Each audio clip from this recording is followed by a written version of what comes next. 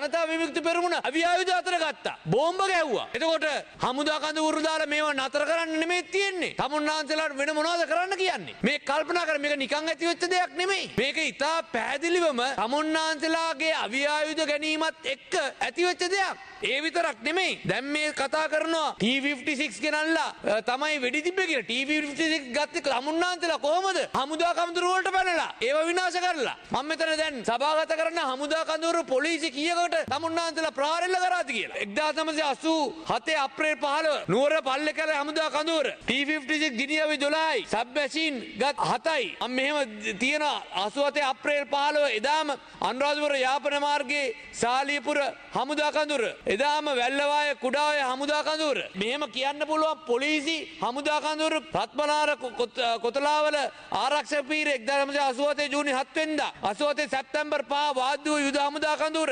87 සැප්තැම්බර් 28 වෙනිදා මෝදර රොක් හවුස් හමුදා මුරපොළ මේ හැම එකටම ගෙනල්ලා හමුදාවේ නිලධාරීන් මරලා දාලා පොලිසිය මරලා දාලා ආයුධ ටික අරගෙන මොනවද කරේ? එතකොට දැන් මොනවද කරන්න කියන්නේ රජයක් ඇටියට? තමුන්නාන්සලා අර විරෝධතාවල කාඩ්බෝඩ් ඩෑලි ටික එල්ලගෙන ඉන්න අයට මර්ධනය කරා නම්. එතකොට රජයක් ඇටියට වෙන මොනවද කරන්න කියන්නේ? තමුන්නාන්සලා මේ දැන් අද වී ගබඩාවල් හදනවා. ඒක තමයි හොඳම වැඩේ. මම රැස්වීමකට ගියා බියගම ආසනේ. බියගම ආසනේ රැස්වීමකට ගියාම එක මහත්තයෙක් ඇවිල්ලා මට කියනවා අනේ අපි දැක්කා අපේ වසන්ත ඇමතුමා ගිහිල්ලා වී ගබඩාවල. එතුමා ඒකේ වැඩ කරලා තියෙන්නේ. 87 88 9 කාල සීමාවේ ඒ වී ගබඩාවේ වැඩ කරපු මේ මහත්තයා කියනවා ජනතා විමුක්ති පෙරමුණ ඇවිල්ලා ඒක ගිනි තිබ්බේ. ඒක විනාශ කරේ. ඒ වගේ වී ගබඩාවල් කීයක් විනාශ කරාද? මම මේ කියන්නේ යටියන වීමෝල 3ක්, දෙබුවන වීමෝල, හසලක වීමෝල, මිද්දෙනි වීමෝල, රණාංශ වීමෝල, රන්න ඌරගා බද්දෙකම බුදු දෙයියනේ මේ වීමෝල් ගණන මේකත් මට කියලා වෙලාව නැති හින්දා මේකත් හැන්සාට් ගත කරනවා. ඒ විතරක් නෙමෙයි. තමුන්නාන්සලාට මං විශේෂයෙන්ම කියන්න ඕනේ මේ කරපු ජීවිත හානිය 60000කට අධික ප්‍රමාණයක් මරලා දැම්මේ කොහොමද? තමුන්නාන්සලා මේ අද කියනවා ඉල්ල වෙඩි තියලා ගියා කියලා. තමුන්නාන්සලා මේ මරලා දැම්මේ කොහොමද? එක රෑ 10 15 ගෙනල්ලා එක දිගට පොලිමේ තියලා මරන්නේ. දරුවෝ අම්මගෙන් කිරි බොනකොට තාත්තව එළියට අරගෙන ගිහිල්ලා එළියට දාලා බෙල්ල කපලා තාප්පේ ගහනවා බෙල්ල. ඔළුව තාප්පේ හයි කරනවා. එහෙමයි මැරුවේ. තමුන්නාන්සලා මේ අද මේ කතා කරනවා වෙච්ච හානිය පිළිබඳව. ඒ විතරක් නෙමෙයි. මේ පාර්ලිමේන්තුවේ තමුන්නාන්සලා අද මෙතන ඇවිල්ලා කතා කරනවා මහනකොට. මේ පාර්ලිමේන්තුවට තමුන්නාන්සලා බෝම්බ ගැහුවා. දැන් මේ අමතක වෙලා. දැන් දළදා මාලිගාවට විශේෂ දළදා ප්‍රදර්ශනයක් කරනවා. දළදා මාලිගාවට බෝම්බ ගැහුවා. නෑ කියන්න පුළුවන්. කතරගම පෙරහැරට බෝම්බ ගැහුවා. දැන් මේ කැන්ටින් එක වහන්න හදනවා. කෑම කියන එක නැවතුනේ බෝම්බ. හරිද? දළදා මාලිගාවට දැන් මේ අපේ සංචාරක ප්‍රවර්ධනය ගැන කතා කරනවා. සංචාරක ප්‍රවර්ධනය ගැන කතා කරනවා. ශ්‍රී ලංකන් අපේ කටුනායක ගුවන්තොටුපොළ වල බෝම්බ ගැහුවා. අරුතර ස්වාමීන් වහන්සේලා කී නමක්ද?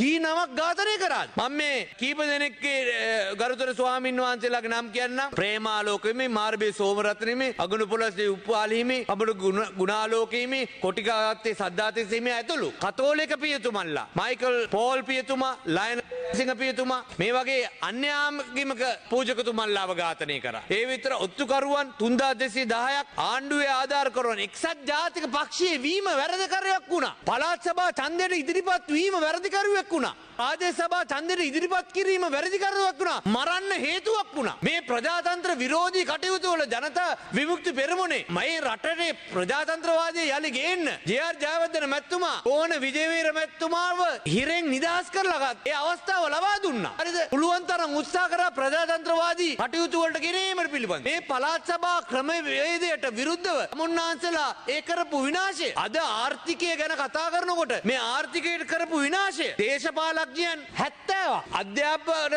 වේදීන් විදුහල්පතිවරු ගුරුවරුන් 52ක් රාජ්‍ය සේවකයන් 487ක් ඔත්තුකරුවන් 3210ක් හමුදා සමාජිකින් 209ක් පොලිස් නිලධාරීන් 342ක් මුරකරුවන් 98 දෙනෙක් මේ වගේ ලංගම බස් දැන් තමුන්නාන්සලා ඕඩර් කරනවා කිව්වා හොඳ පාරිසරික එන්වයරන්මන්ට් ෆ්‍රෙන්ඩ්ලි CTB බස් 553ක් විනාශ කරා 553ක් ඉපෝ 15ක් මේ පහුගිය කාල සීමාවේ තමුන්නාන්සලා කරපු විනාශ මේ රටේ ප්‍රජාතන්ත්‍රවාදය නැති කරන්න ජනතා විමුක්ති පෙරමුණේ ඒ කාල සීමාව ඉතාම ඍජුව බලපෑවා. අපි සතුටු වෙනවා අද තමුන්නාන්සේලා ප්‍රජාතන්ත්‍රවාදී විදියට ඒ රාමුවට එකතු වීම පිළිබඳව. ඒ ගැන කිසිම ගැටලුවක් නැහැ. නමුත් මේ බටලන්ද වගේ දේවල් සිදුවෙන්න හේතුවක් වුණා. ඒ හේතුව ගැන විශේෂයෙන් තමුන්නාන්සේලා වෙනම පරීක්ෂණයක් කරන්න. ඒ වෙනම පරීක්ෂණයක් කරලා ඒ ජනතා විමුක්ති පෙරමුණේ විතරක් නෙමෙයි අහිංසක පවුල් 60,000කට යම් වන්දියක් ලබා දීලා හෝ යම් කටයුත්තක් සිදු කරන්න. හැබැයි එක දෙයක් කියනවා තමුන්නාන්සලා මේ රනිල් වික්‍රමසිංහ මැතිතුමාගේ නම පාවිච්චි කරලා රනිල් වික්‍රමසිංහ මැතිතුමාට යම් ප්‍රහාරයක් එල්ල කරන්න ඔය නාට්‍යයක් දැම්මට අනිවාර්යෙන් එක කැට තියලා කියනවා රනිල් වික්‍රමසිංහ මැතිතුමාට තමුන්නාන්සලා අතවත් තියන්නේ නැහැ.